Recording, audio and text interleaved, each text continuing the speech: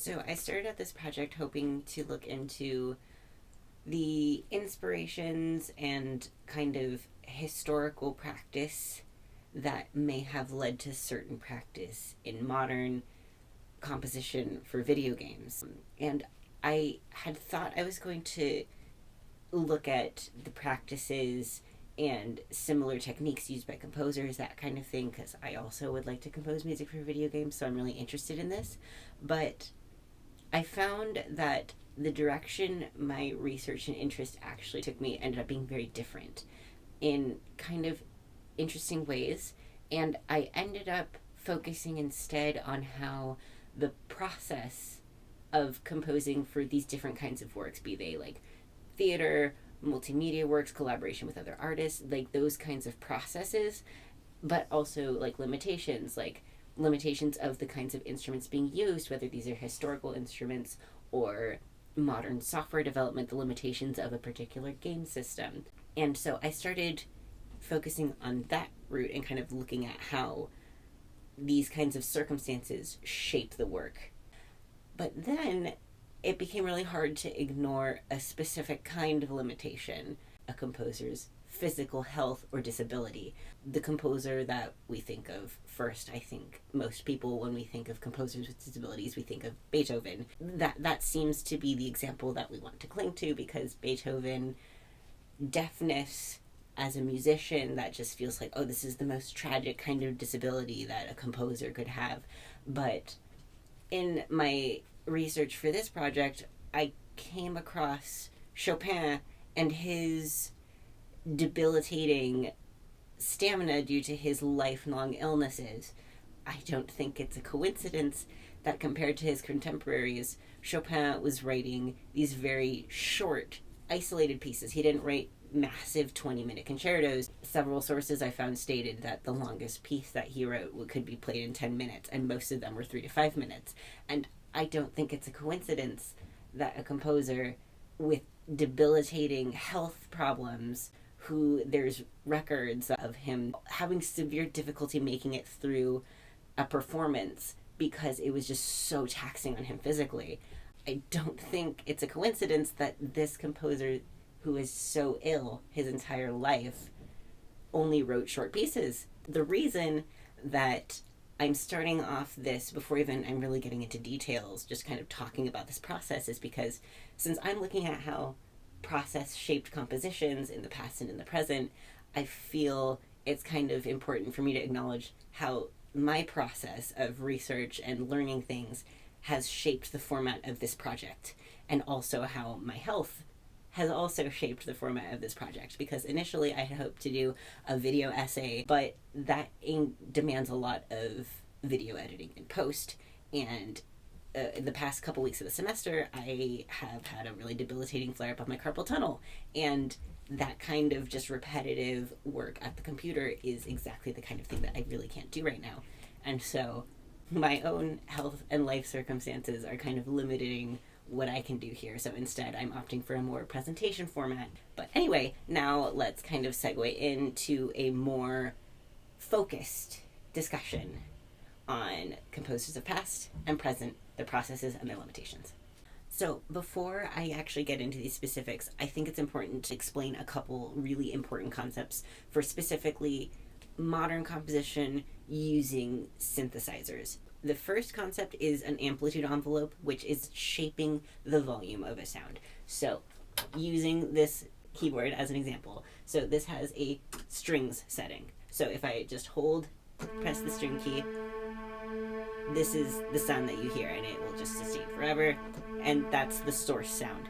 So if I have this source sound, but I want to make it sound a little different, do something interesting with it, I can just use the volume slider on this keyboard. And let's say I wanted to have a really slow fade in. Then instead of just sounding like this, it might sound like. Or similarly with a harpsichord, which has a very sharp attack. Again, harpsichord, it's just a sample. But same thing, what if I fade in that attack? It gives it a very different character. The other concept is that of layering sounds. So for example, if I take this harpsichord and I record a little, then let's say I use the same samples, but I play back over it with slightly different timing. Do you hear how some of the frequencies cancel out a little bit and actually gives it an interesting character? I think it's helpful that this keyboard is using fake samples that emulate real instruments, because I think these concepts are the same things that composers of the past were doing, just with literal acoustic instruments. So instead of layering different sounds, you would just orchestrate with specific instrument combinations. And instead of using an amplitude envelope with like a sharper, looser attack, that's just which instruments do you choose or what articulations on a performance are you using. Even though these concepts seem novel, they're very much not. They're things composers have been doing forever, but I feel like it's important to at least establish an understanding of them before discussing how they're used. So the first pair of examples that I'm going to use to link a modern composer and a composer of the past. This example is so perfect. It is actually this specific example that shaped the course of this whole project, because I didn't know what I was looking for, and then I found this. The two composers in question are Bedrich Smetana, specifically, and his opera The Bartered Bride, and Nobuo Uematsu, who is most known for being the composer of the Final Fantasy series, and specifically there is a comment he makes on composing the prelude for the first Final Fantasy. In Brian Large's book, just titled Smetana, there is this particular excerpt which I'm going to read because it sets the groundwork for this entire project. So he states, Smetana builds The Bartered Bride on a number of simple but characteristic motives, of which only 3 are heard in the overture. This can be explained because it was written some months before the bulk of the score, and at a time when Smetana had formulated few definite ideas for the principal characters. So you have this overture, and a very specific quality about it, which is that it doesn't feature all of the motives throughout the work, which you might expect an overture to do. But the reason behind that is because it was written before those. Him writing this at an earlier stage than the rest of it informs how it sounds. And it's so obvious in retrospect, but it's also so enlightening. And it's specifically enlightening because I happened to read this after I had read an interview with Nobuo Uematsu. So the interview question, this has been translated, is, what do you remember about the first track on Final Fantasy, the Prelude? And his response is, around the time I worked on that, I just finished making all the music and thought everything was complete. Then my boss, Hironobu Sakaguchi, suddenly came into the room and told me to make one more song for the opening screen. He gave me 30 minutes. I remember rushing to just make it right there. I never dreamed that song would continue to be used in the Final Fantasy series. And I love this because it's the exact opposite. And yet it's so similar. In both of these cases, it's so fascinating to me how the actual, just factual circumstances around their work on this greater work informs how they created this. So on one hand, you have a composer writing an opera, hasn't finished writing the opera, and so he just writes an overture based on material he already has, and the material he doesn't have yet obviously isn't there. And then on the other hand, we have a composer who he thinks that he's finished this project, he's written everything, it's all coherent, it's all great, he's ready to ship it, and then he's told, you have 30 minutes, make something. And so, of course, you have very different results, but it seems that this kind of theme of working on a bigger project and having very specific circumstances and parameters to work under, and of course that shapes how it comes out. But even though it's obvious, it's not the first thing that comes to mind. Usually when I'm playing a game, I'm not thinking about what order these things were made in. I'm experiencing the game as a whole.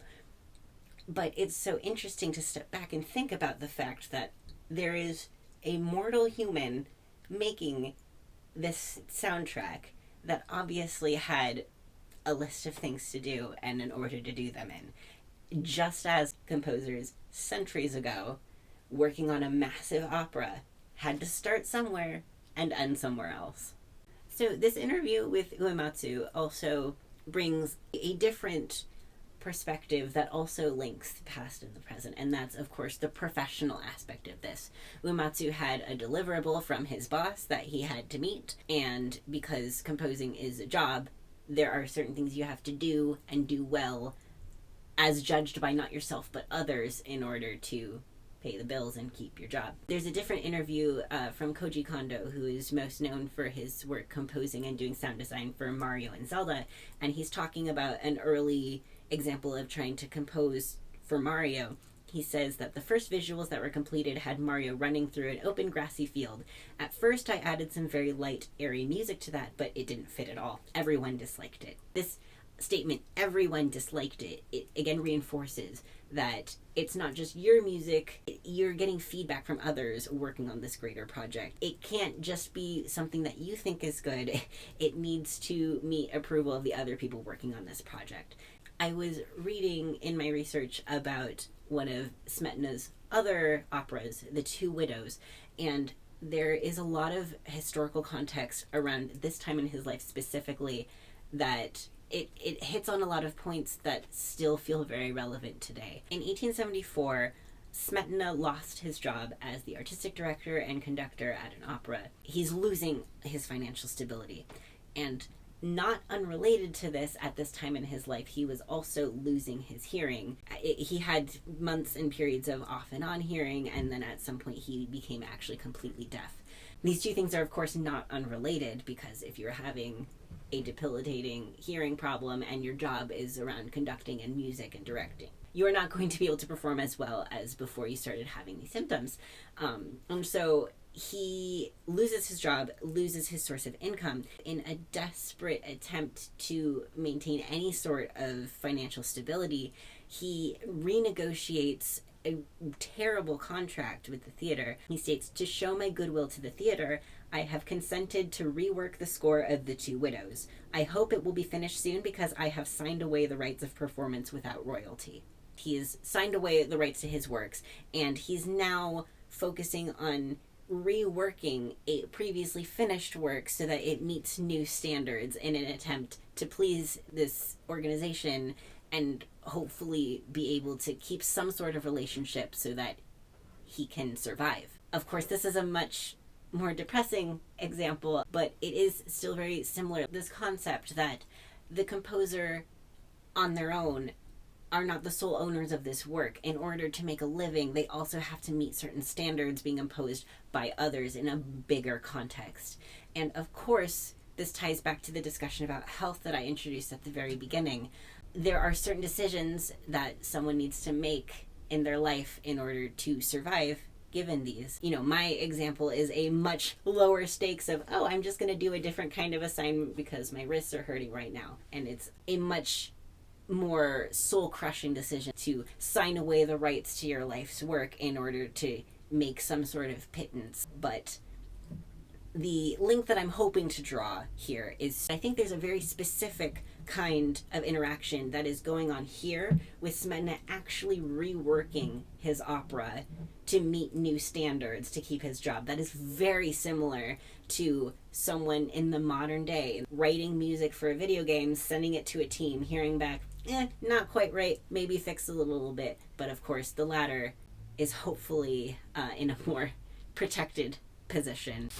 So these are two manuscripts that I have written, and I promise this is relevant. This is an arrangement that I made for instruments that I play. This is just meant to be read by me, which is why it is some of the most illegible garbage you will ever see printed out on paper. Sometimes the piano requires like 3 hands at once. I didn't separate out the parts. It's terrible. If I gave this to another musician and asked them to read this, they would leave and absolutely never come back. This is a part that I made for a saxophonist to perform, and so I took great pains to try to make it as legible as possible. Obviously, it is very different writing for oneself versus writing in such a way that other people can understand your intent and read it and play your music. This struggle of the composer has very evidently been a real struggle for centuries. There is an anecdote about Fryderyk Chopin in the book Fryderyk Chopin, Pianist in Warsaw. It also includes a lot of direct quotations and primary sources. This particular anecdote does not have a direct quotation or primary source as far as I can tell. So do keep that in mind, that the details of this may not be 100% accurate, but I loved it so much that I had to share it. This is a very early performance of Chopin's. The original plan was that the piece that would be played would be his Rondo à la Krakowiak, but during the first rehearsal with the orchestra was so adamantly against having to learn a new piece that the idea was scrapped, and instead he just performed an improvisation. In addition to this, even if they had been amicable to the concept of learning a new piece, his manuscripts were so illegible that they wouldn't have been able to read them anyway.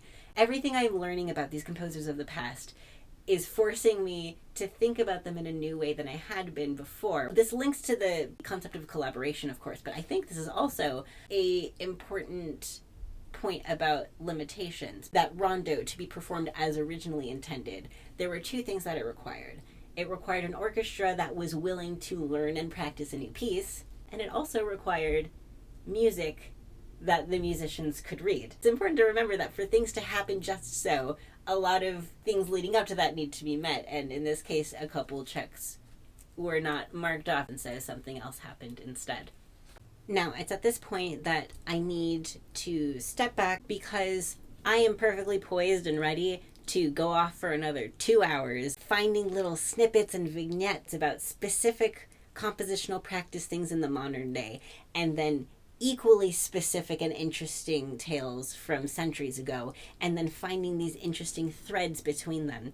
But that's not reasonable for the scope of this project. I could go on forever about those, and to step back a little bit and talk more about the big picture, the reason I could go on forever and find an infinite number of these kinds of connections is because composers of the present and composers of the past are all humans working in very human, mortal contexts, acting as both artists and as business people, and creating as individuals, but also in collaborative senses, under specific parameters, and of course all of these things shape how their works come. It is one of those things that I believe is really easy to forget when just looking at a piece of music as a completed work, the story that the composer was living in order to create this. They had to start somewhere, they had to get somewhere else, and they had to eat and sleep and rest while they were writing it. And that all, of course, impacts what they're able to create. The process of creating this project was actually more about the act of researching than necessarily the end result that I'm presenting here.